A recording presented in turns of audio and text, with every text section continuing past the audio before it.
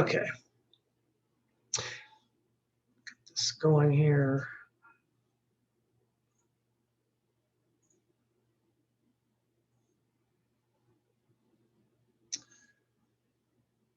Okay, this is the Modernist Crisis, 1890 to 1920. This is my recording of my lecture, which I did not failed to record live when I gave it. So this is for everyone who didn't get a chance to see it, didn't come to it. So Modernist Crisis, circa 1890 to 1920. Let's get into this right away. And so for those of you who don't know, introduction to this this event in controversial event in Catholic history. Just a few brief words. The first thing is, of course, what is modernism? And it's a heresy, first of all, defined by the church. We'll get to this, of course, in the lecture. And it's a heresy that probably could have only have arisen within modern times, since the French Revolution, basically. Its causes lie in the French Revolution, the other democratic revolutions of the 19th century, which sort of sundered church from state, which changed that relationship with the changes brought by Enlightenment thinking from the 18th century, and then gets instantiated by modern states in the 19th century, like France above all. But then also the Industrial Revolution, because that changes the church's relationship to the peoples of Western Europe. The church becomes primarily in places like France a rural phenomenon, whereas the cities become much more secular by the end of the 19th century. And of course, that feeds into the intellectual crisis that modernism represents. And it basically is this is the term I take from a writer named Philip Trower. Modernism as a movement is a revolt of academics. It's a revolt of the church learned. And loosely associated group of people that all more or less knew each other. Not necessarily a self-conscious political movement in a political sense, but self-conscious, a set of ideas which they wanted to use to redefine the Catholic faith, to adapt it to certain elements of modern society and modern beliefs and modern ideas. Ones which the church ultimately found to be incompatible with the faith, as they profess it. That's why, as you'll see, they were condemned, and the doctrines they held were condemned. It is led by theologians, mostly priests. Mostly priests. There are a few laymen involved in all this. One in particular is important. There is, in fact, and they're also all men. That's the other thing that's to note about this. The one exception, there was one woman who was a modernist who was involved in all this. We'll briefly have a chance to mention this. And this movement is carried on, again, mostly in academic institutions, seminaries, universities, academic journals, things of that nature. Does get into the popular press, which that also is one of the things the church reacts to. It's very sensitive to that by the end of the 19th century, early 20th century, because the popular press in places like in France and other places is very anti-clerical. And so they don't take very kindly to pressure being put on them by theologians in this regard. So that's part of this, the set of modern institutions that seem to be arrayed against the church. And then finally, this is largely a European movement.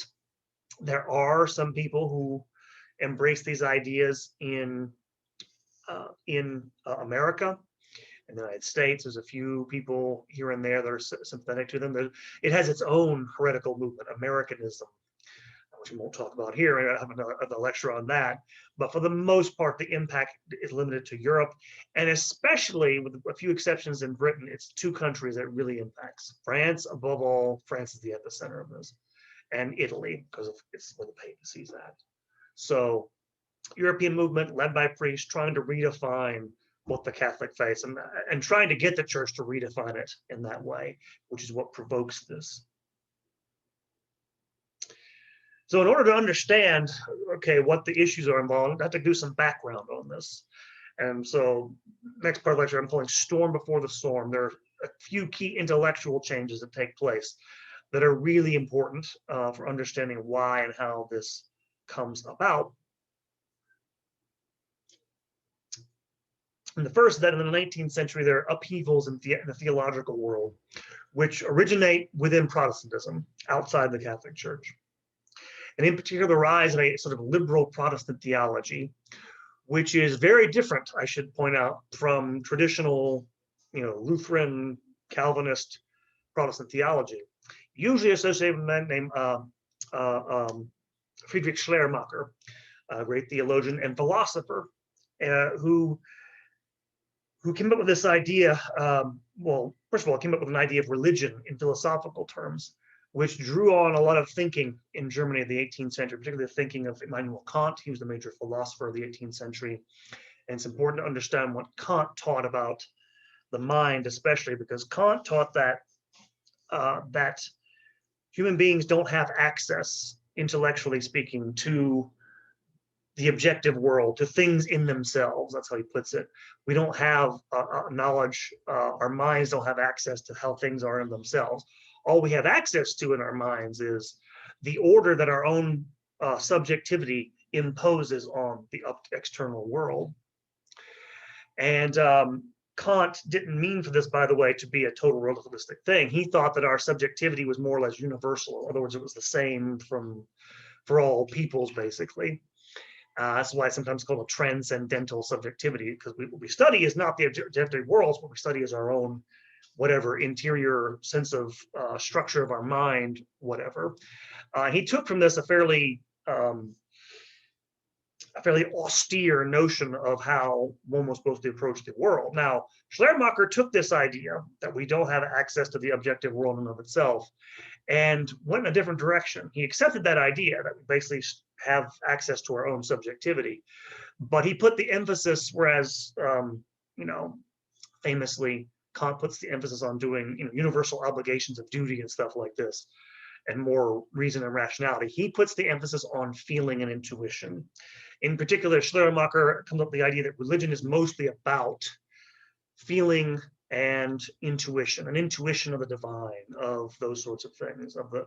I'm going over it pretty lightly here, but for him, what religion, especially what it teaches, like what the Bible teaches, what the church teaches, in his Protestant terms, doesn't have anything to do with objective truth. Doctrines don't capture objective reality. What they capture are the experience, the religious experience of this, interior sensibility of the Christian community at certain time periods, and it changes over time. That's the thing about Schleiermacher. It's something that evolves over time. And now I should point out this out. It's not quite as subjective as it sounds. He does put some emphasis on reason and thinking, reasoning and thinking, but his successors in the liberal Protestant world will take that idea of the subjectivity and run with it, and so it becomes this more subjective thing, something that changes and is not stable in the same way that people have thought that traditional Protestants still think. The second upheaval is that of the higher biblical criticism, which is something that also comes out of Germany. Modern biblical studies begin in Germany because that's where modern philological studies begin, the study of languages. And what's higher about them as compared to, there have been critical studies of texts before, biblical texts, going back to the 17th century. But the higher means treating them with a much higher degree of skepticism, treating the biblical text as if they were merely the products of history of their own place and time, and not as if they were, well, written by God, or at least inspired by God. And this has the effect of undermining a lot of people's faith in the authenticity, the historical authenticity of the Bible, or if not leading them to outright unbelief, leading them to take a sort of mythic or symbolic reading of the New Testament, for example, that basically these are all just stories that don't have any relationship to history or the real world. They're just symbols for man's religious experience. This is the kind of thing that the higher biblical criticism challenges traditional belief in the Bible's inerrancy and stuff like this in the 19th century. And finally, this comes at a time when Catholic theology itself is in upheaval. It's in total disarray, not total in disarray for a variety of reasons. One is that there had been a decline to a certain degree in the standards of Catholic seminary and university life before the French Revolution, decay from probably the later scholastic period and some of the earlier periods. But even more so after the French Revolution and the revolutions of the 19th century, because the French, later on the Italians, will, the French Revolution it literally closes down these schools. The French government, later on the Italian government, will expropriate church property, church buildings. Literally the physical aspects of these things will be in disarray, these Catholic schools. And so the state of education intellectually for priests is not very good in the middle of the 19th century. John Henry Newman, we'll talk about in a second, is the convert from Anglicanism, St. John Henry Newman now, comes into the church in the 1840s and goes to Rome to study theology there. And when he's there, he asks them do they study St. Thomas Aquinas? And he gets the response, yeah, nobody teaches St. Thomas Aquinas in Rome. You wouldn't think, right? You think of the church, you think of scholasticism. That's not actually the case. Thomas had been displaced actually a long time ago. It's only, as you'll see, as a response to all this, that Thomas will take his place again in Catholic formation of priests. And so all these changes are happening at a time when the church is not in a position really to deal with it very well, is the main point you should take away from that.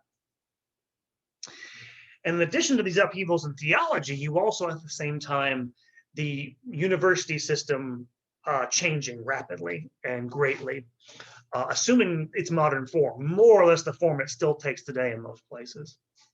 Because prior to the 19th century, I mean, I'm summing up in a grossly inadequate way, is basically the old sort of humanist model of the university, where you're basically reading old texts, you're mostly passing on old wisdom.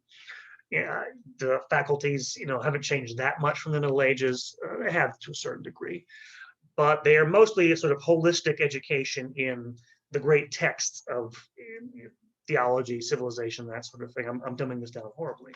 What happens to change all this is, again, this all comes from Germany. Everything bad in the modern world comes from Germany and France. I'm only slightly exaggerating, by the way. Reforms are undertaken, actually Germany, in Prussia, in the early part of the 19th century, before there's a Germany as a country, Prussia, Kingdom of Prussia, where educational reformers, partly in response to political events. In 1806, Napoleon Bonaparte defeats a Prussian army and overruns Berlin. And this causes painful reaction in Prussia. And one of the things they do is they want to set up a university system on a different basis. And reformers like Wilhelm von Humboldt, he's the major figure, want to put the university on a different footing. And to have it, and they have a very different ideal of what knowledge is supposed to be than had been previously the case. This is sometimes called the Wissenschaft idea. Wissenschaft just means something like wisdom or science, more like science actually. And what their ideal was, instead of a sort of holistic wisdom, like you're just handing on old books and reading them and stuff like this and commenting on those sorts of things, their ideal was to sort of treat all the branches of knowledge as if they were rigorous sciences. They use this term, rigorous science, to talk about this. As where you examine everything with a fine-tooth comb, like you would measure things in, they're kind of thinking about it at this point, in terms of the natural sciences. That's kind of the model for all this, an empirical, inductive, highly precise examination of whatever it is you're studying. And then if you treat things that had not been treated like that before, music or anything can be treated this way, not just the actual, we could say the hard sciences today, the natural sciences, but everything can be treated as if it's a science. And if you treat all these subjects, all the subjects, what we think of as the arts and the sciences today, as sciences, that will sort of add up to a greater source of wisdom. Literally, one of these reformers was involved in the philological study in the early 1800s, I think, in Germany, refers to as if you do all this, if you treat everything in that way, it will add up to this sacred wisdom that will kind of replace the older model of knowledge. When we say holistic wisdom, what united knowledge in the Middle Ages was, of course, theology. Theology was the queen of the sciences because it was going to be a science in the Middle Ages. They're replacing that with this sort of inductive empirical model, which is supposed to bring all the disciplines together this way. Why am I mentioning this? The shift is profound because on the one hand, that holistic wisdom tended to emphasize passing on a body of knowledge as a whole, right? What the Wissenschaft ideal basically means is it's going to emphasize what we call research, original research. That's still the thing today. You get your PhD like I did. I got it in history. You have to do an original piece of research. You go off and do research and you examine something critically with a fine-tooth comb to produce new knowledge. The idea is to produce novel understandings of what went before you, not to pass on what you've received, which is a much more conservative. It's also a much more, the difference is profound because now you're not trying to get the whole picture. You're trying to examine things with a fine-tooth comb, the way you do in the natural sciences, right? Very precise, very sharp, very much limited to the sort of particular thing you're studying. And the idea was you do this research, then you go teach this stuff to your kids in your classrooms. It was sort of, the ideal was a balance between teaching and research. By the end of the 19th century, this ideal is gone. And research to this day becomes the primary thing you're supposed to do as an academic in a university system. In other words, to produce new things. I say this because this will have a profound effect on theology eventually, because of course, as a theologian, Catholic theologian especially, your primary goal is not to produce new knowledge or new understanding. It's to hand on faithfully the teaching of the church. So those things are going to come in conflict. This is all happening at the same time, by the way, that education at a lower level in the later part of the 19th century is also being secularized, meaning the state is taking over increasingly primary and secondary education. 1870s and 80s in France, same period in Britain. Germany as well. They're doing this in many places in France, especially Italy, with governments that are anti-clerical. They want to take, because primary and secondary education have been the preserve of the church for millennia, practically speaking. And they want to get the church, they want to wrest control of that. They want to wrest control of the church's influence and authority and power, and that's part of it. And so all this is going on at the same time. And one last thing to note about this is that universities have always had a sort of corporate mentality, a corporate sense of identity, like we're part of this body of people who are set apart as people who are knowledgeable. We have learning and all this stuff that exists from the Middle Ages. But something changes with this modern ideal of university. And I say this because if you have to go through it to recognize this, but modern academics have a real serious sense of their autonomy, independence, and authority as precisely as, well, this is what's connected with scientific study, right? But as experts, as scientific experts, they are scientific experts in their field. Why do I mention this? Because this makes them a rival in some ways to the church. This is what's partly at stake here in this debate, is that certain of these theologians will say, look, we have scientific knowledge of the text, and we know for a fact the church's traditional teaching can't be true now on the basis of our scientific study of the text. In other words, there's going to be a clash of authorities here on the basis of this new understanding of knowledge.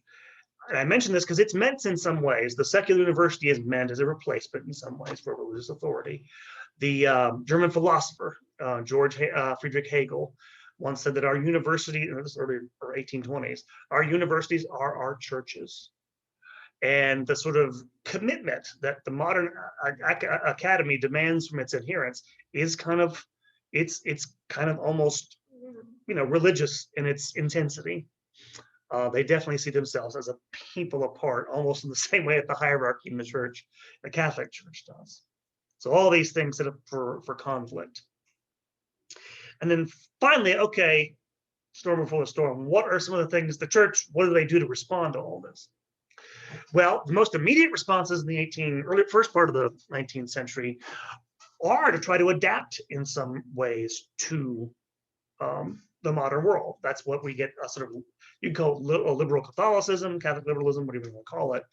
This mostly involved people like there's a man named Lamennais, who was a priest who advocated embracing separation of church and state.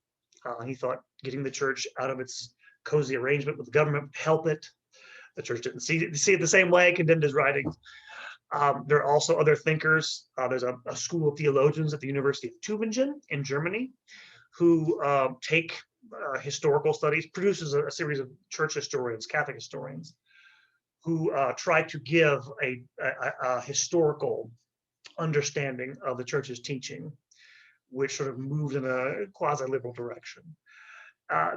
Then there are people like John Henry Newman, of course, who's an Anglican, becomes a Catholic, who takes a very different, he comes from an English setting, he's influenced by English philosophy, empiricism, who takes his orientation toward religious belief is more, it's a little more subjective, it's a little more experiential. In fact, in some ways, we'll see he gets kind of not fairly lumped in with modernism, actually, to a certain degree. But you have these tentative attempts, in some regards, to adapt to changing circumstances. Doesn't go over well, excuse me. At the same time, you also have attempts to go within the church and its history and its resources and revive from within its intellectual life. In particular, starting in the 1840s, begins locally in certain places in Italy. Some Catholic theologians begin going back to the text of St. Thomas and trying to build upon his insights to answer some of the critiques of modern thought and modern society. And this begins what's so-called Neo-Thomist revival, which will come into its own in 1878, when one of these people who'd begun as a bishop to teach, Thomas taught in his seminaries, one of these people becomes Pope Leo XIII, who issues an encyclical, Aeterni Patris, in 1879, which enjoins the teaching of St. Thomas's texts, not commentators from a later era or people who've based their philosophy on him from a later era. They'd taught that since the last couple hundred years, but going back to the original sources and teaching his text as the basis for philosophical training in seminaries and in Catholic schools and universities. That's in 1879. It won't have a big effect until, and this is important to note, it won't really reach seminaries in a big way until the early part of the 20th century. I mention that because most of the people we associate with modernism go through their seminary days before this encyclical has really taken its effect. And that's important because, again, the educational aspect of seminary life wasn't that great, especially in France, before this revival took off. At the same time, you do have responses in France. The biggest one is in the 1870s, when, actually 1875, you have a series of Catholic universities founded. I say they're Catholic universities. They quickly have to drop that name because an anti-clerical government gets into power there in the Third Republic in France and strips them of that title. They can't call themselves, to this day, actually. They have Catholic institutes, and they still have, maybe they have Catholic universities now, but they're not state supported. That's the thing. There are no more state supported Catholic universities. They have to call them institutes. And in particular, the Catholic Institute of Paris would be the most prestigious one, and we'll come back to it in a moment. And then finally, one of the things to note about all this, I have to mention him, single him out by name, is the influence of Newman. It's the case that in the latter part of the 19th century, a lot of European thinkers will begin to take up his thought. After a period in which he's been under suspicion, like a lot of people in Rome, especially well into the 20th century, are kind of leery of him because he's not a scholastic, he's not a Thomist. His philosophy comes from this, British empiricism that sounds weird to them, and he does begin. He touches more on human subjectivity than they do. It's not a subjective philosophy per se that Newman has. He doesn't really have a philosophy in a worked out way, but his work tends to sound like that to some of these Roman ears, which are much more suspicious of that. And I say this because virtually every figure I'm going to talk about who comes to be known as a modernist, who either gets condemned or doesn't, is influenced by Newman. They take his ideas and run with them in ways I don't think he would have agreed with. And I'm not sure really are really good representations of his thought, but this is one of the reasons why he sometimes gets, at the time, was lumped in with them to a certain degree, which is not really true. That's why he's a saint now, and they're not. So Now we come to the thing itself. Confrontations, 1893 to 1906. What and who is this modernism thing? Well, we have to begin in France, because this begins in France, and this is, in fact, as St. Pius X will call it, he calls modernism the French disease. And it kind of goes back to, in some ways, the situation of the church in France, because, and I think this happens because this is, in the 1870s and 1880s, this is the first generation of Catholic scholars who really has to be exposed to all these changes in theology and in academic life for the first time full bore. And it probably was going to have a negative impact on some of them, just because so many of these priests, almost the vast majority of them in the late 19th century in France, come from rural areas. And so they go to, they'll go to Paris to go to a seminary or something like this, or they'll go to the Catholic Institute. And I don't think they have any resources to resist the very powerful ideas that are being thrown at them.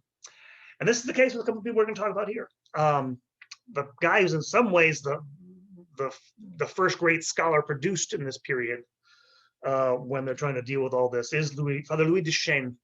He's a Catholic priest of Brittany, or at least in the Breton coast in France. Again, from a peasant background, from a rural background. And he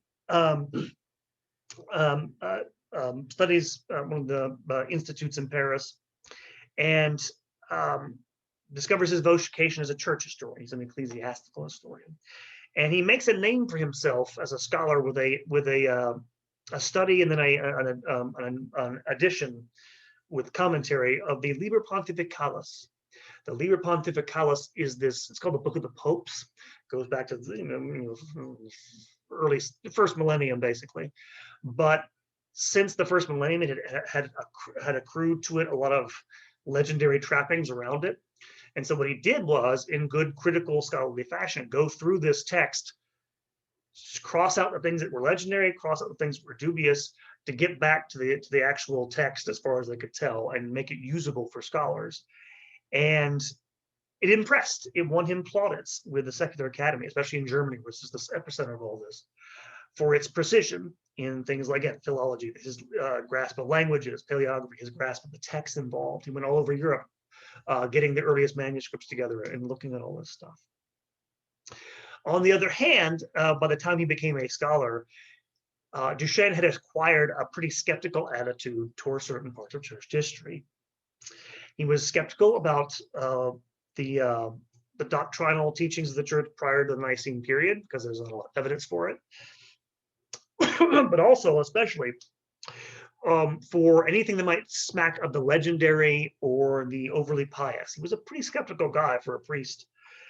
What got him in trouble is he wrote an article in the early 1880s questioning the apostolic foundations of one of the bishoprics, the sees in France. The bishop of that see did not take kindly to it. It was almost certainly, by the way, a pious legend. And this got him into trouble. And so he was forced to resign his chair in history at the Institut Catholique in 1885.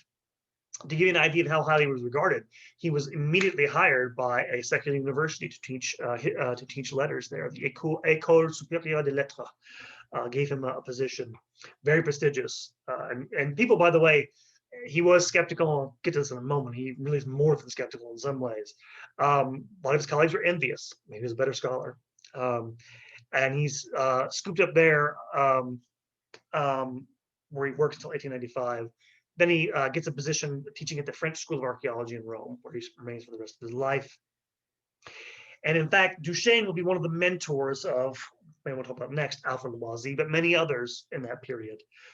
And influenced a lot of them with his skepticism toward the church, its history, and in more private ways, its doctrines and teachings.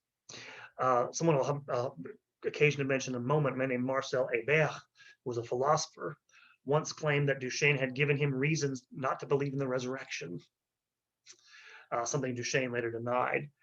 And in fact, we have some very weird, odd comments from him in his private letters. He actually had, upon his death, he had his executive of his estate burn a lot of his writings. In private, one of the differences maybe between him and Loisy is he wasn't as brave. He never went quite as open about mocking church teaching or challenging it as Loisy did, but he's a pretty skeptical guy. And just the one man had a lot of influence.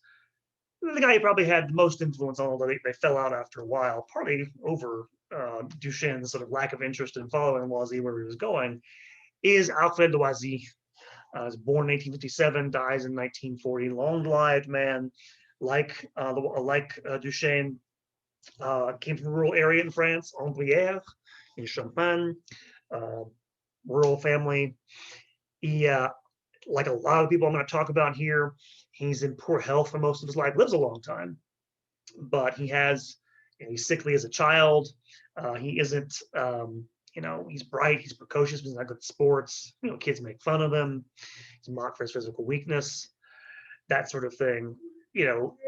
Shy, reserved, but very intellectual, very self-confident, put it that way, in his intelligence. Again, he's a big fish in a small pond. And eventually he's tapped for by the village priest, someone who can go study at the seminary. He eventually decides he has some sort of experience in 1873 that convinces him he has a vocation to be a priest. Nonetheless, when he goes off to seminary and starts to be exposed to, again, critical thinking about things like the Trinity, the divinity of Christ, he admits to having doubts. He writes somewhere that he basically says, well, I'd always felt these things to be true, but now I had to think about them when I was in a crisis. And so even when he begins studying in the seminary, as early as his early seminary studies in the 1870s, he's already having doubts. And in fact, he definitely doubts the truths of scholasticism that are being taught him in the seminary, which again, we're not talking about, when I say scholasticism, that's thinking, that system of thinking we tend to associate with the church or the later Middle Ages. This is not the bright, light of scholasticism of the high Middle Ages. It's a really debased, fairly dull set of manuals they give students. And it was almost universally disliked. And so someone who was as sensitive and intelligent as him, he would, again, it sort of poisoned him against this. But he did actually like languages. He began studying Hebrew.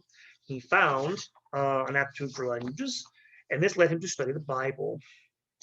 And in fact, his first contact with biblical criticism made him question the historical reliability of the Gospels, which he later admitted in his memoirs.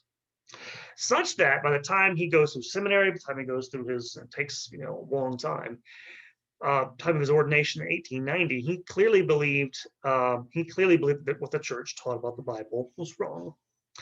And he later admitted that he had never had any intention of adhering to this teaching when he took the oath. You have to swear an oath when you become a priest, basically where you basically swear to uphold the church's teaching as it has always been held by the majority of the church fathers and all this stuff. He basically admits that he had no intention of doing this and swore to it anyway. Loisy was a hardworking, prolific scholar, published nearly 60 books and 300 articles in his lifetime. But in some ways, I find him to be a dishonest person in a lot of respects. Even though he's having doubts, he gets himself ordained. And early on, by the early 1890s, he admitted he already had aims to influence the church and alter its teachings. He dreamed of the day where he quotes, this is a quote of his, "I shall have pupils in every corner of France, and my ideas will be more easily accepted." Meaning he's hoping to get his ideas to replace the church's, without ever, of course, being very honest about this. And he's sometimes praised for his courage, and he did have it, by the way. But I think he has, from an early period, a sense of, to me, a lack of honesty that I find very, very disconcerting. And he is at the center of all this, as you'll see. He does, after his ordination, gets a position at the Catholic Institute, which eventually, because of some of his views on the Bible and biblical teaching, he'll have to resign from in 1883, which makes him very bitter against the church hierarchy. So this is something going forward that seems to influence him. Again, sensitive guy, intelligent. Sometimes when you're more intelligent than your employers, which he almost certainly was, this tends to give you a sense of contempt towards your superiors. He got this early on in his life, unfortunately. At the same time, there are philosophical currents in France, which are similar to what's going on elsewhere, but influential. Particularly three guys worth mentioning. One is Maurice Blondel. He is a philosopher who writes a book which actually impresses the French Academy, the Secular Academy, in 1893, called L'Action, Action. And what this is about, basically, is this is his idea that within the human subject, it's basically a subjective philosophy, within the human subject lies a vital energy or principle, which is the fount of all his activity, what he calls a universal determinism, quote unquote, of energy and will. And the thinking goes that human nature contains this drive, can't be fulfilled by anything within human nature, but only by a supernatural force beyond it. Hence, in Blondel's argument, the need for something supernatural, and that something supernatural is Christianity. Blondel was a very, very pious man, very devout, who was opposed to the sort of skeptical rationalist philosophies, secular philosophy of the day.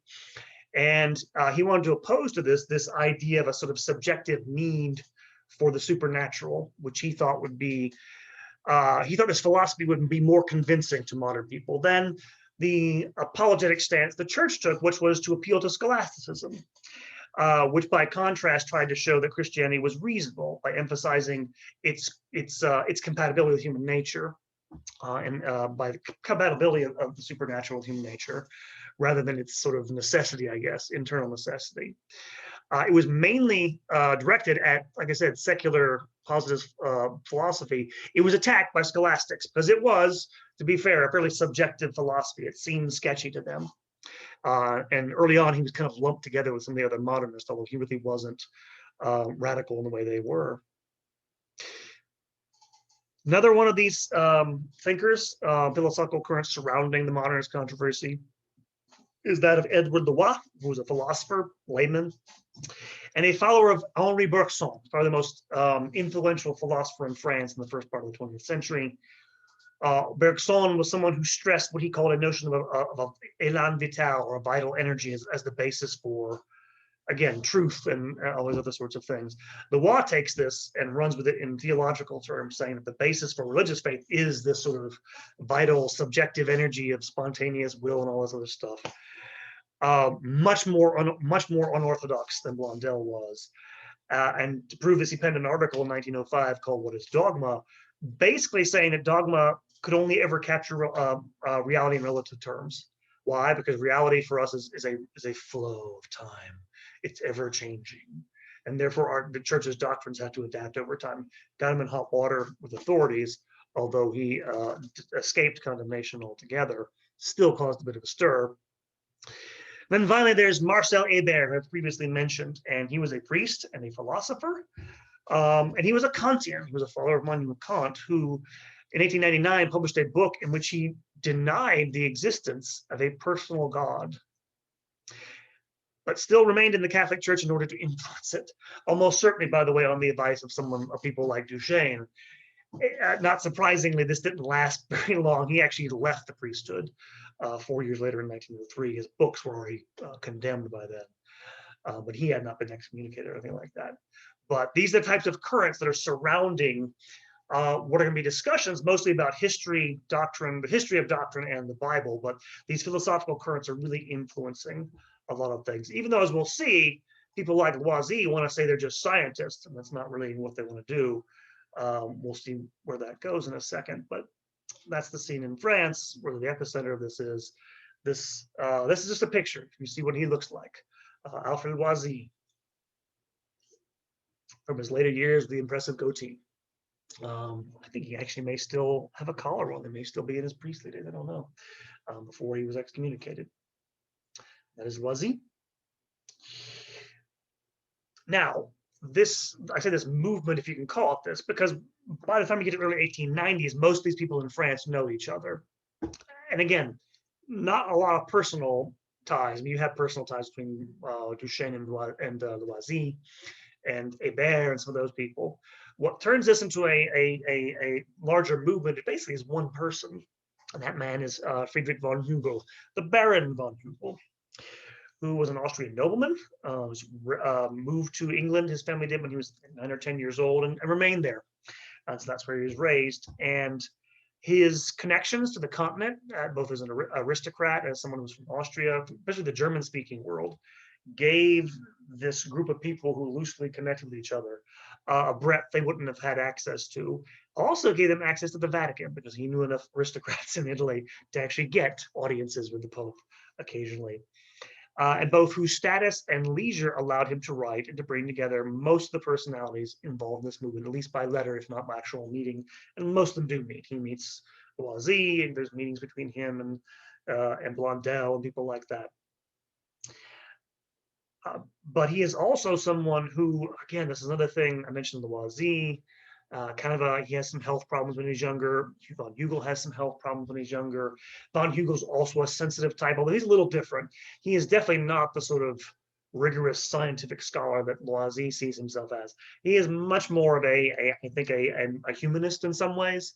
He loves poetry, textual stuff. He fancies himself a mystic. Von Hugel is like Blondel, very pious. He spends hours a day in front of the Blessed Sacrament. He prays his rosary every day.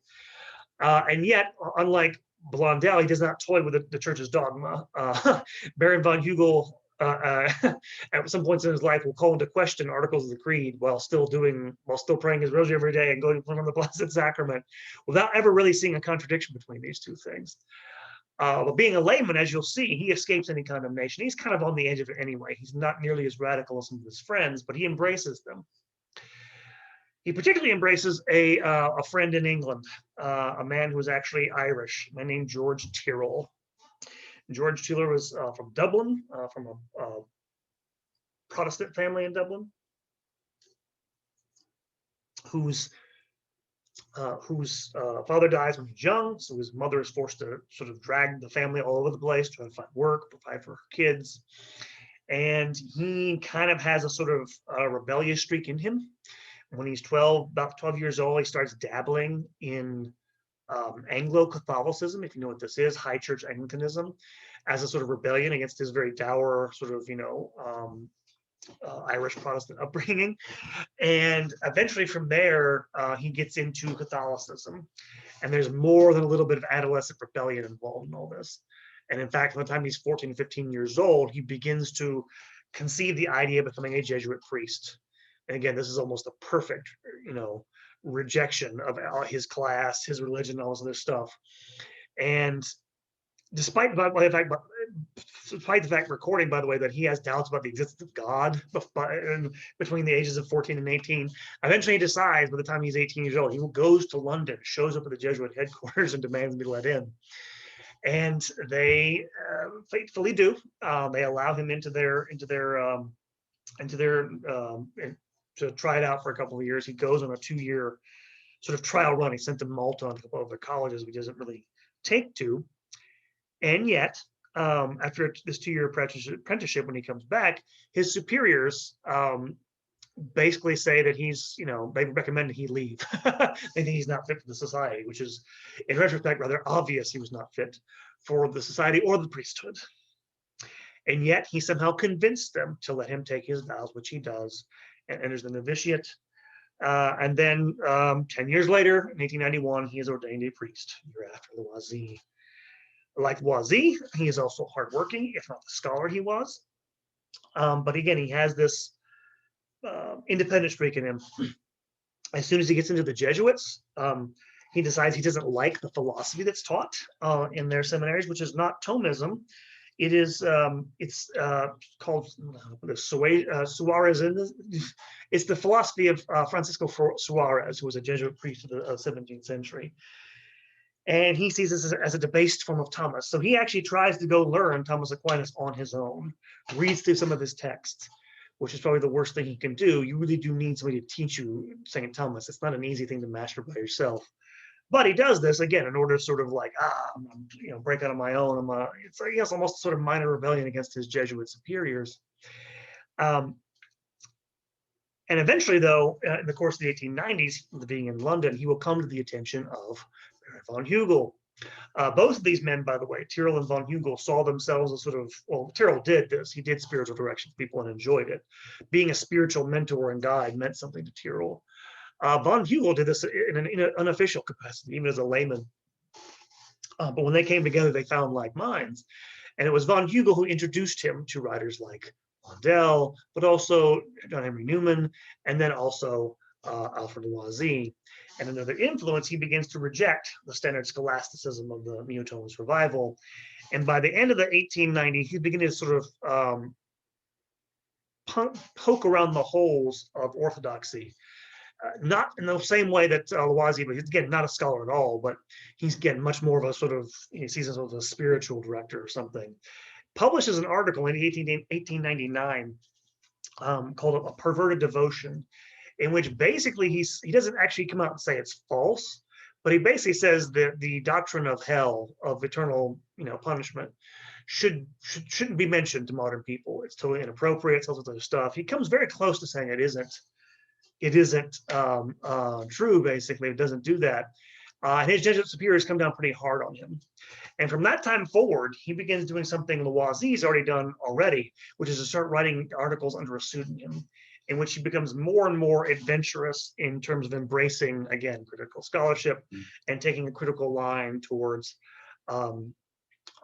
Catholic doctrine and Catholic teaching. And in fact, this relationship, we'll see, will be part of the blow up of modernism in the middle of the 20th century. At the same time, from an earlier period in Italy, you're beginning to have, and this is something I need to explain here, you begin to have political activism becoming important in Italy. And this needs some explaining, because after the Papal States are gobbled up by the Italian Kingdom of Italy in 1870, and the papacy is trapped in the Vatican in Rome, they forbid Italian citizens from voting in Italian elections. Again, the reason they do this is because in their minds they've stolen their property. They've stolen the church's property. It's paper, it's states, but not just that. It's schools. It's they've secularized religious orders and taken their property. They see this as theft, and so they basically forbid Catholics, pious Catholics, to do this. And yet you begin to have activism, political activism, amongst younger priests in Italy in the 1890s begin to arise. In particular, you have people like Ernesto Buonannuti, an Italian priest in the 1890s, begin to found journals for the study of this stuff and trying to influence democratic society. Again, at this point, I should mention it's fairly orthodox in the late 1890s. It hasn't gone over to sort of modernist ideas, but there's a streak of activism lying within to a certain degree. In fact, it doesn't have a lot to do in the beginning. It becomes that way because von Hugel and others will sort of spread and get ideas and essays from people like Loisy and Tyrrell translated into Italy. When you get to the early part of the 20th century, you'll have that effect. A lot of these priests begin to embrace those ideas, partly because they want to adapt to the bigger concern in Italy is adapting to changing circumstances, social circumstances. Again, workers' movements, stuff like this. This is a big concern in France as well, but it's one of the real divides they have, trying to reach the working classes in the cities. And they don't have a lot of emphasis, don't have a lot of success on doing. So you have that in the background, which will come out later. Then finally, on the very edges of this, you'll have something called Reform Catholicism in Germany, which basically means Reform Catholicism. And this is much different from what goes on in the rest of Europe. The only reason to mention is because you do have two people get excommunicated from Germany for their efforts. And they, in fact, the movement there is spearheaded by almost, you could say, more liberal Catholics. The distinction is they're more liberal in the sense they do want to adapt to modern times, but they also just want to more open themselves up to the wider society. And to explain this, if you don't know, following the First Vatican Council in 1870, when the Pope's infallibility was declared, this caused a serious crisis in Germany because the German government, newly created, felt this made it impossible for Catholics to be loyal subjects of the state because they acknowledged the Pope's authority.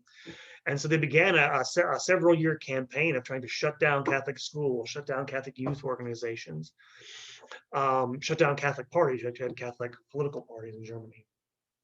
Eventually, they relented, but it left the Catholic community in Germany really scarred by the experience. And so for the next several decades, they just sort of rallied the troops and withdrew into their own little world. And this movement, the Reformed Catholicism, was just about trying to open things up. There wasn't the same motivations behind it. More socially at this point. There'll be later on certain modernist ideas that into Germany, but at that point it wasn't quite the virulence that it was in other places.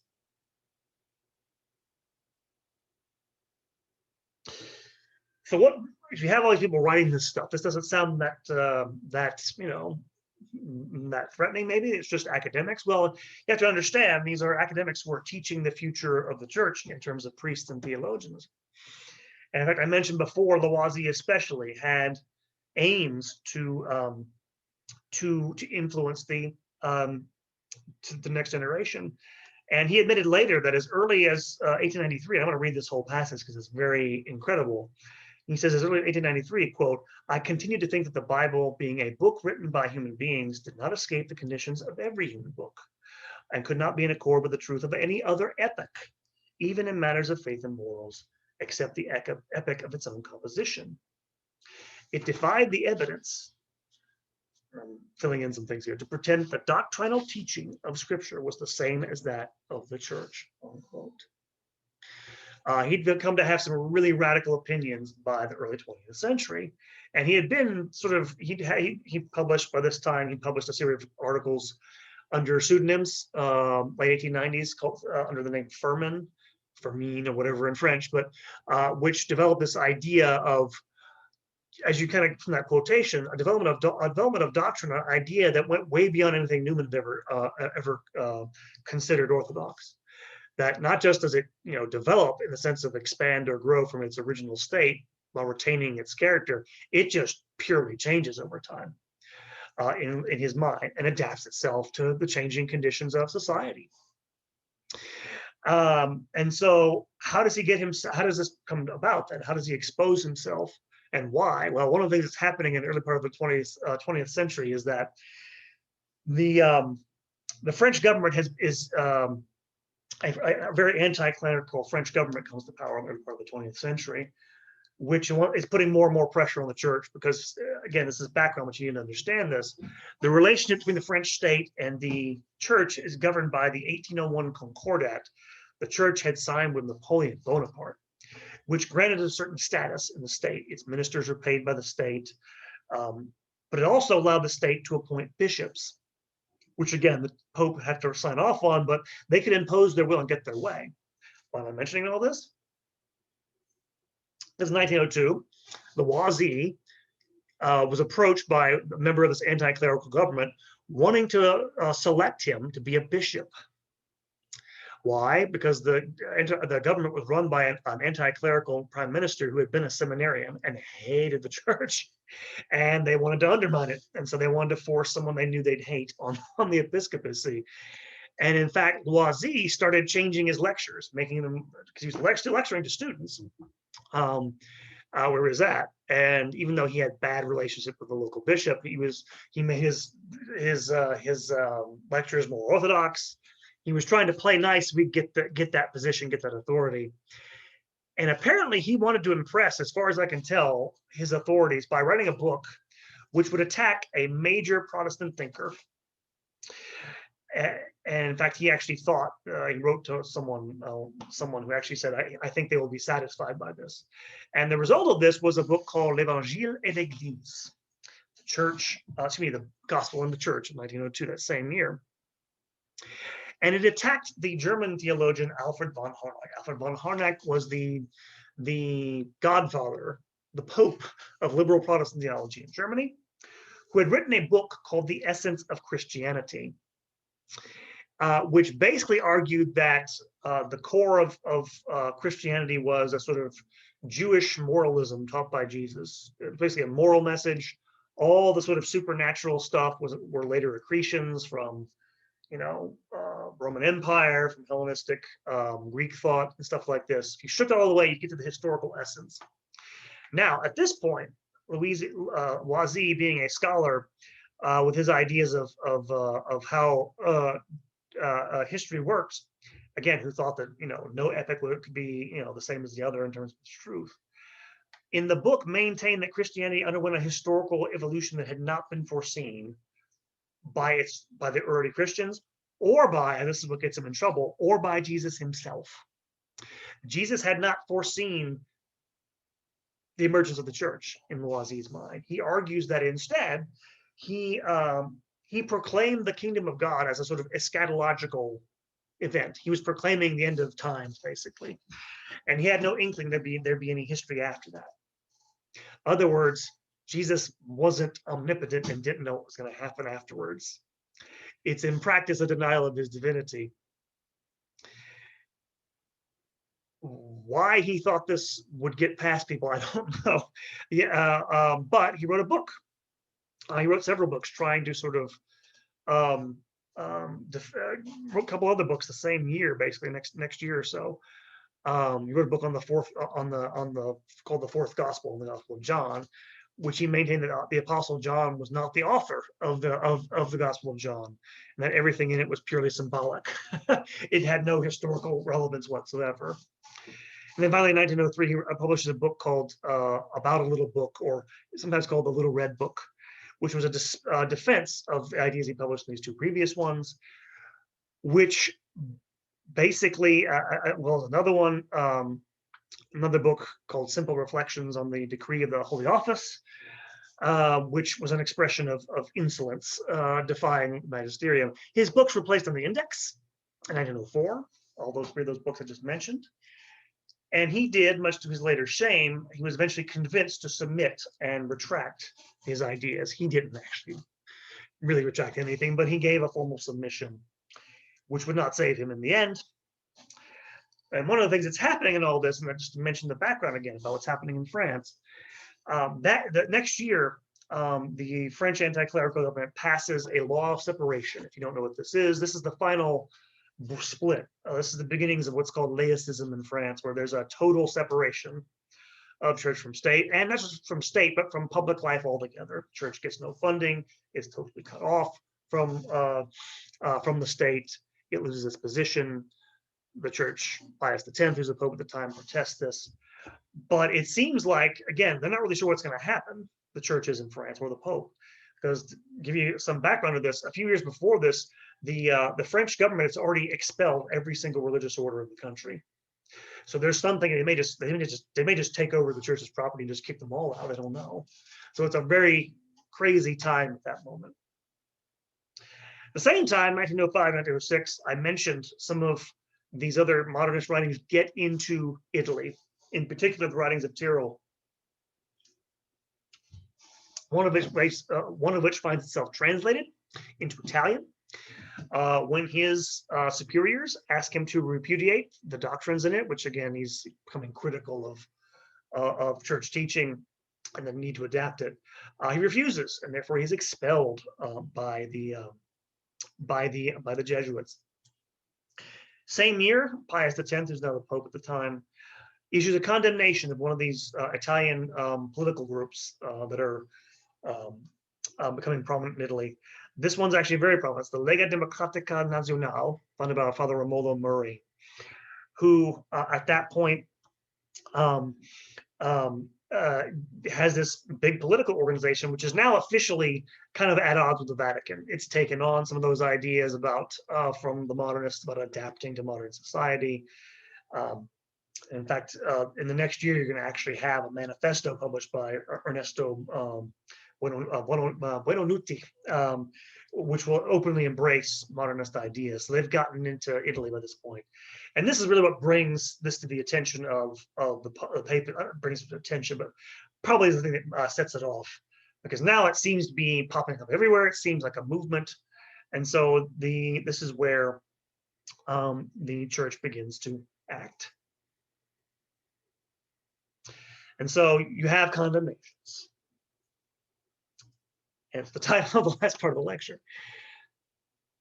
1907, the Pius X issues a syllabus of errors of the modernists, as he calls them, Lamentabile Sane, July 1907, which condemns 65 propositions associated with the writings, definitely of Loisy, possibly of Tyrrell. They don't actually name any names in the document. You can go find this online. There are no names mentioned, no books mentioned. And it says that basically goes through, I won't read through this, I'll make this too long, but it lists 65 propositions. The historian Marvin O'Connell, who wrote one of the only good books about this, it's called Critics on Trial, says it breaks it down into 5 categories. I found 7. In particular, there are propositions concerning the church's teaching authority. Then secondly, the Bible and its interpretation. Thirdly, revelation and dogma, the nature of revelation, but again, whether it is immutable or whatever, those sorts of things. Nature of Christ and his divinity. This is something that clearly concerns Loisy. The sacraments, which also, again, the way his doctrine, I explained Loisy's doctrine, was basically something Tyrrell and the rest of them embrace. It flows from their historical thinking. And then the structure of the church, the nature of its hierarchy, right? This is the other thing that seems to creep in to some of this. This is the idea that, again, the idea that that religious teaching, religious doctrines, religious dogmas are merely the expression of the community and its beliefs, and not of something, again, objective, and those sorts of things. And then finally, the nature of doctrine, which again, same thing, talking about its historical nature. Again, read this for yourself, but fairly detailed set of, it's about 4 pages long, set of propositions. And then the final condemnation comes in, or the final one, the big coup de grace comes in 1907 with the issuing of Pascendi Dominici Gremis. And this is the one, this is a long document, as papal encyclicals go. You print it out, it's over 40 pages long. And it gives a detailed refutation of what it takes to be the modernist system of thought. It calls it the synthesis of all heresies, does the document. And we'll come back to this because it gets criticized, does this document, by modern scholars, because it seems to think all of these doctrines, it seems to talk about at certain points as if every single modernist held every single one of these doctrines, and that it was a sort of coherent, self-contained system. I don't think he actually goes that far, but it does treat them all as a whole. It lumps them all together, lumps all the people together. And one of the things that it gets that modern historians and people who are sympathetic to modernists, to be honest with you, upset about it is it's kind of an angry document in some ways. It really does lay into, again, it doesn't name names. There's no people named in this. This is one of the reasons why there's confusion about it. This is why some people think that Newman is being condemned by this document. He wasn't. Maurice Blondel thought he was being condemned by this document. He was terrified of that. The philosopher I mentioned earlier. The Pope actually sent him a letter reassuring him that it didn't refer to him. But it basically criticized, well, it had one big criticism, because again, one of the things that Loisy and other people were big about was that modern scientific biblical history, modern scientific study of the Bible, had disproved traditional teachings.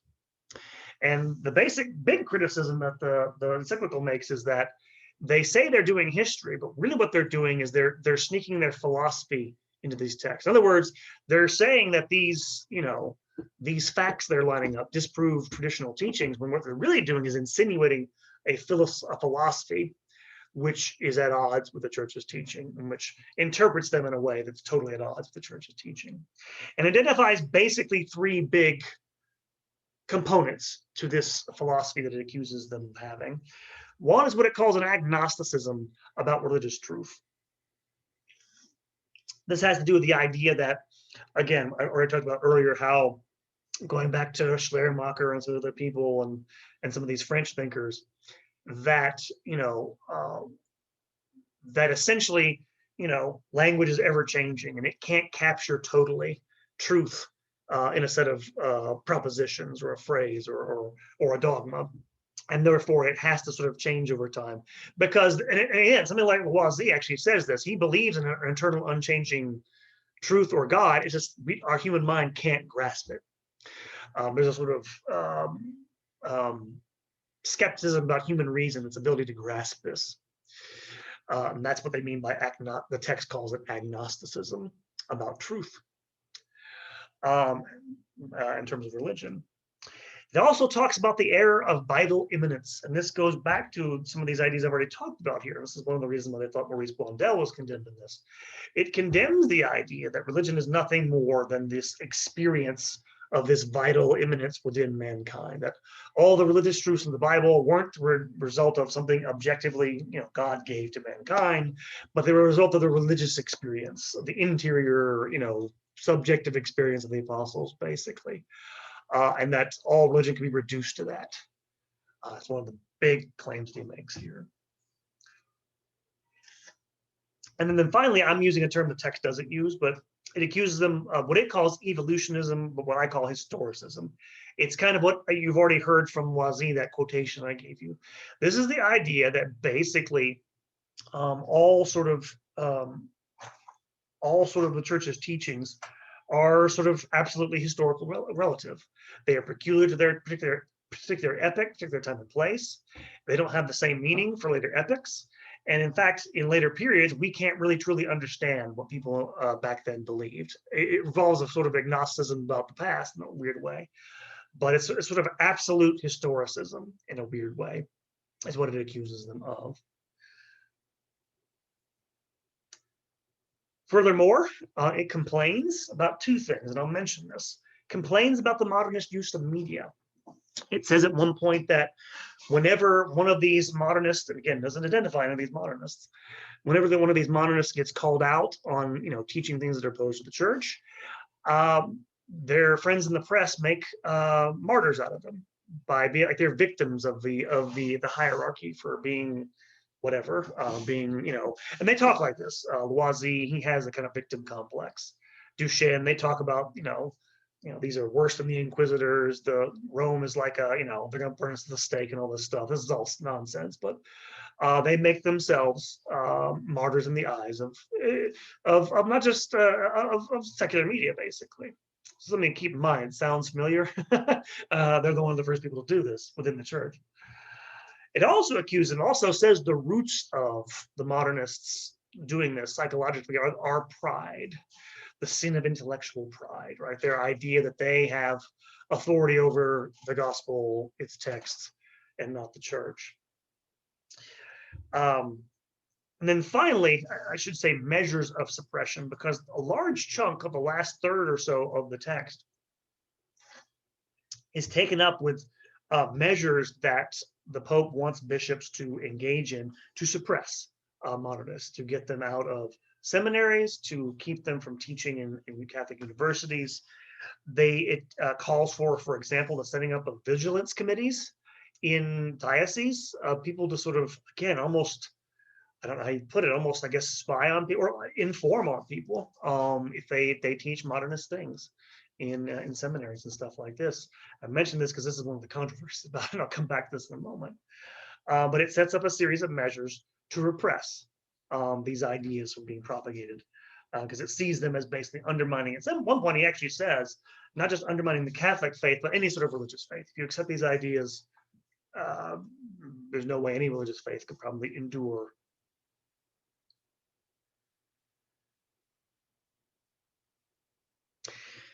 With Pascendi Gregi Dominis, Pascendi Dominici Gregis, a bridge has been crossed. And in fact, in the next couple of years, you will have both Tyrrell and Loisy will be excommunicated. Both of them by this point, and this is to their credit, effectively are either relieved or welcome this. By this point, they have both publicly taken positions, not just teaching doctrines that are against the church's faith. They have publicly defied Rome. They want out, and so they do. They basically are excommunicated. Tyrrell actually writes a book the last year of his life trying to explain what he means by all this, and he actually, again, probably the best exposition of his work in some ways. But he dies in 1909. With him, effectively, the sort of movement is over, because Loisy goes, he becomes a secular university professor, and is no longer part of the church, even though he still writes about this stuff. Same year he dies. Romulo Murray, the head of the Lega Democratica Nazionale, the democratic activist organization, is excommunicated. He, by the way, will eventually be reconciled with the church at the end of his life. In fact, by 1910, I want to say there's been, I don't actually have the numbers with me. I want to say only about 10 priests, and it's only priests as far as I'm aware, either leave the church or excommunicate. And this actually takes place over, there actually is one person who's excommunicated, Buononuti, who's actually excommunicated in 1925 of all things. Another one excommunicated in 1930. But it's about 10 people. 3 of them just leave the priesthood altogether and the Catholic Church, but about 7 people excommunicated in total. What happens, though, the same year, in 1909, that he's excommunicated, Murray, is that an Italian Monsignor in the Vatican named Umberto Benini forms an association he calls the Sodalitium Pianum, Sodality of Pius. And begins, he actually has a newspaper or whatever in Rome. And he is someone who makes it his mission to stamp out modernism in the church. And he begins publishing, he begins basically concocting a series of sort of network of, lack of a better term, informers across Italy and France to sort of ferret out people who are supposed to be modernists. And this leads to, and this is something they sometimes call themselves integrists, Catholic integralists, integralism, basically, integrism, we're going to put it in French. The idea being, the notion being that, true Catholics believe the entirety of Catholic doctrine, integral, they're integral, they believe all the doctrines. Some of the techniques, and this is one of the really controversial parts of this, is they begin to adopt some of the same tactics that the modernists use. They use, pseudonyms to make denunciations of people as modernists. They use anonymous accusations to denounce people as modernists. They go so far as to have students denounce their professors. And again, if you're like, well, and this sounds bad. I mean, this is the kind of thing the Nazis would do in the 1930s when they wanted to get people out of schools who weren't teaching what they wanted to teach. So it kind of got out of hand. It led to a sort of state of panic among a lot of churchmen. People like, again, Maurice Blondel thought he was going to be denounced any day. Eventually, Pius X, will die in 1914.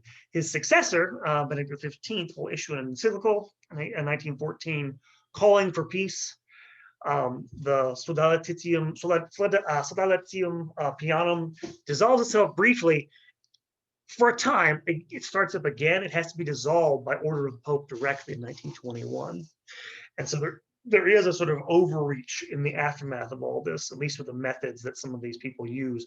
And one of the things Benedict XV actually condemns is people taking on to themselves the role of, judge of doctrine that's not theirs. He's almost certainly referring to these integrists or whatever. But that time, basically, the affair is played out, and for the better part of the 1920s, 30s, and 40s, this seems to have gone underground, or at least been defeated. The movement's defeated, as I don't have time to go into here.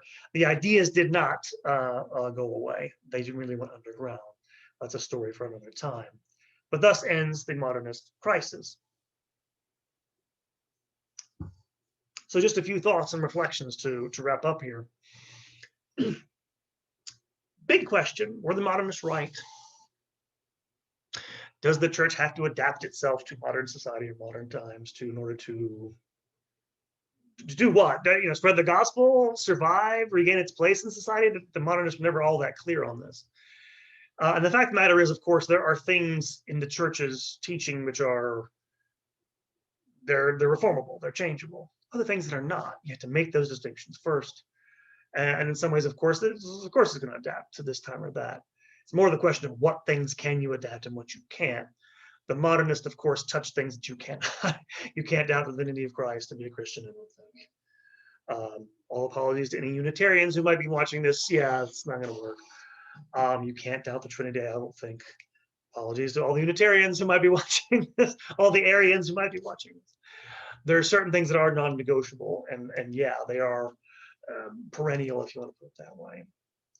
So, and in effect, in a lot of ways, again, they were asking questions that most people were asking in the late 19th century. But how can the church reach modern people, people who have tuned it out, people who have thought of it as being nothing more than an authoritarian, blah, blah, blah. They have some silly idea in its head. I think most people, maybe if you're just a dyed-in-the-wool traditionalist who really hates them, say that at least the questions they asked had some validity. Their answers, quite frankly, they were poison. I think that the papacy was right to condemn those. And by the way, some people deny it, but let's get to the next question, is that this is something modern scholars talk about, right? Some of them claim that Pius X, quote unquote, invented modernism. That is to say, there was no such coherent thing as modernism, that he just basically lumped all these people together who didn't share any of these ideas. And therefore,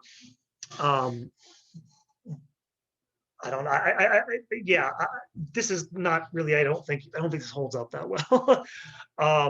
One of these modernists, the one I mentioned earlier, the one woman, Maud Peter, who was I didn't have to mention this, was a friend of George Tyrrell, was a nun actually, and a religious order, who became a follower of his, embraced modernist ideas, also fell in love with him. He didn't reciprocate. Nothing happened between them, but there's this weird stuff going on. But anyway, she said later on that basically Pius X got the outlines of it right, and he did. Those ideas weren't necessarily in every thinker, but they're all ideas that are one way and the other. If you embrace them, they basically will be corrosive of the rest of Catholic doctrine. That's the problem with those ideas. One of the things Benedict XV mentioned in his encyclical, he talks about the modernists, because some of these, again, when we say modernists, what do we mean by that? It can be kind of a vague thing. I can see why some scholars would think this is kind of a, you're making these charges against people, not giving, names and stuff like that. I lost my train of thought totally. No,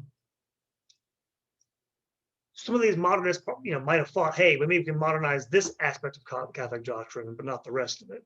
And the fact of the matter is, Benedict XV mentions this in his encyclical, Catholic doctrine is kind of an integral whole. You change one of it, it sort of affects the rest. John Henry Newman says this in his work on the development of Christian doctrine. Christian doctrine has to be taken as a whole. You remove one of those pieces and it just sort of falls apart. If you guys have ever read Confucius, but this I know it's a Catholic thing, but Confucius says somewhere that he who sets to work upon a different strand destroys the whole fabric. It kind of captures this, is that Catholic doctrine has to be taken, the gospel has to be taken whole with all of its implications. And, we talked about this before on the talk on development. It does develop, but it has to be taken in that way. I just don't think those ideas are compatible. And in fact, Pius predicted that some of the people who held these ideas would leave the church, and some of them did. And, I say this is, we'll come back to this in a second. It's, there's more to it than just saying, he was, and he was, I mean, the encyclical itself can be kind of harsh in some ways. That's one of the complaints against it, was it has a style that doesn't sound like a pope should sound. I actually have some agreements with that. He can be really, really shrill in a document. This gets to the next question. Was the redaction of Rome excessive? Maybe in some particulars. In some particulars, yes. I think sometimes some of the things, maybe some of the methods they used weren't good. No.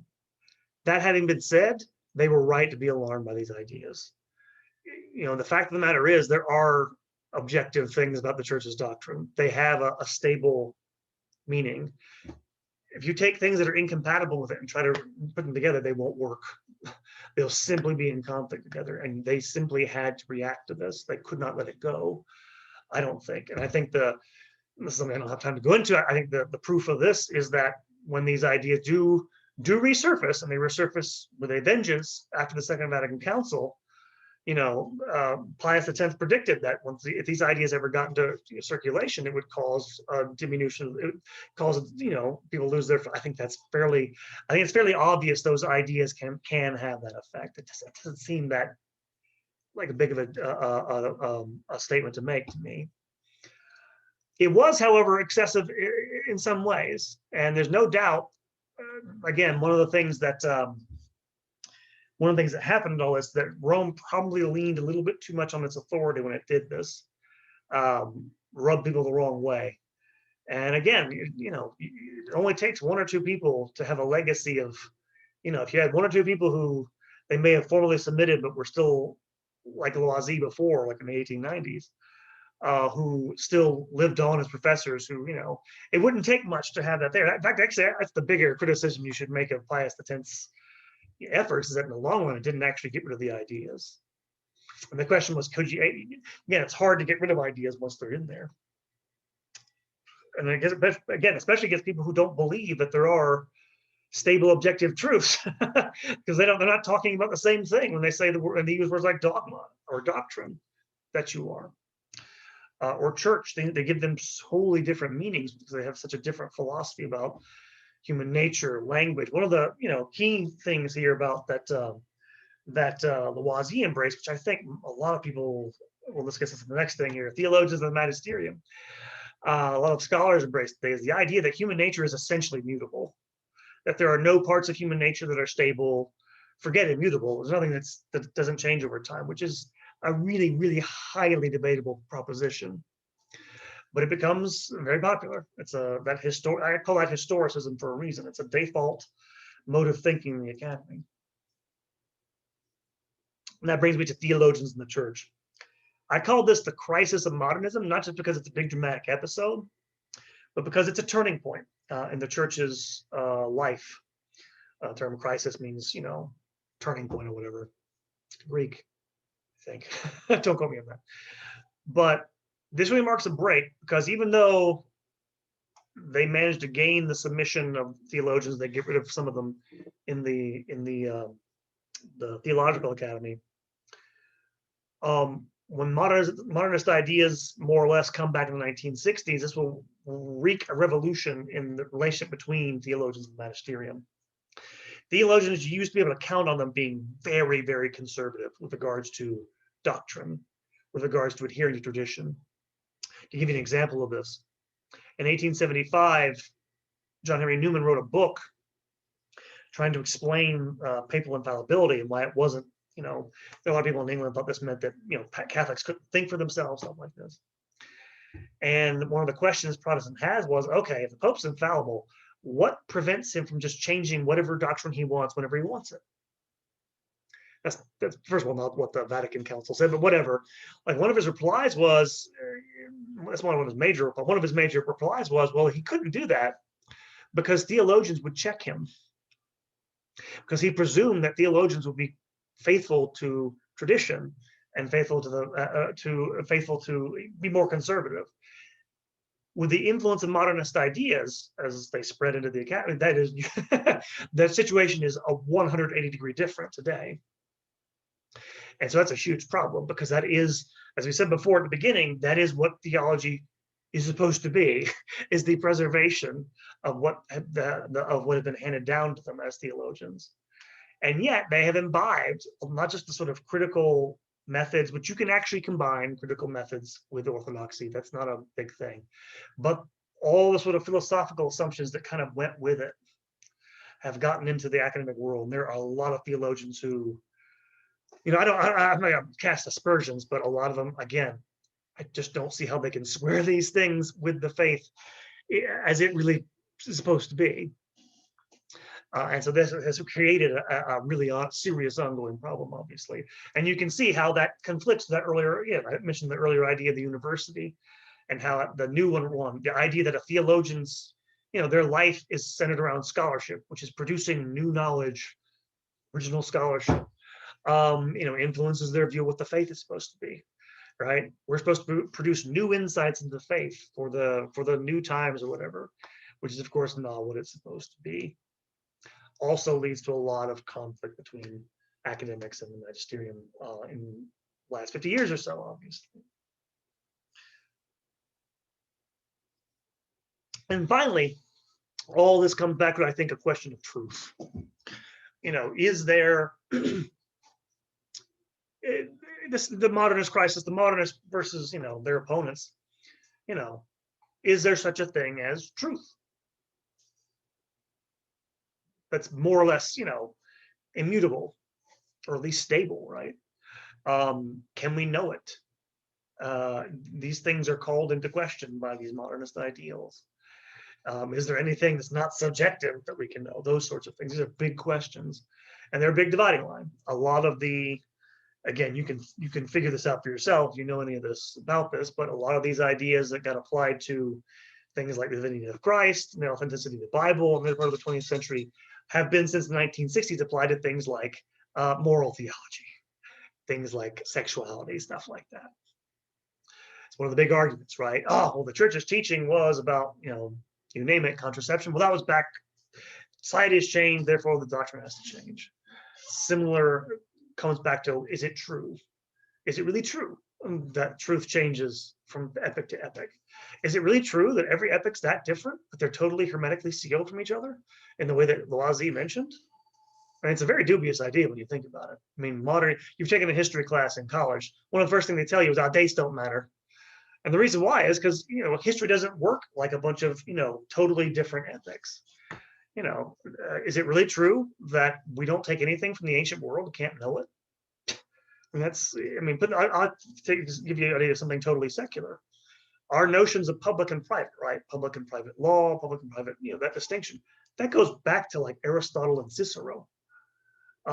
We can understand them just fine. The idea that truth is that sort of opaque to each other, that very questionable assumptions behind the modernists, to say the least. And I think a lot of them just not compatible with the Catholic faith in a lot of ways. So that is the end of the lecture. Thank you guys for listening. I hope you guys have a good time. The next lecture, just the last little message here, coming up in less than 3 weeks, is on, oh boy, brain went dead. I'm actually reading about this stuff right now in preparation for the lecture. Dignitatis Humanae, Religious Liberty and the Church. On the writing of the document from Vatican II, the Declaration on Religious Freedom, Dignitatis Humanae, how it got there, and the controversy surrounding it. It did fundamentally alter the church's teaching. We'll talk about that a little bit. I'm not a theologian, so I can't give you total answers, but I'll talk about its background and everything, give you my own opinions. And that's coming up on April 25th, 7 p.m. Guardian Angels Parish, Guardian Angels Catholic Church in Kansas City, Missouri. And anyway, I can find more about it on Countries in Church History's Facebook page, my website. And you can access everything, the YouTube channel, as well as my previous lectures on Anchor Podcast. So please subscribe, help me out, let me spread the word. So that is all. I hope you guys have a good one, and hopefully I'll hear from you guys sooner rather than later. Take care.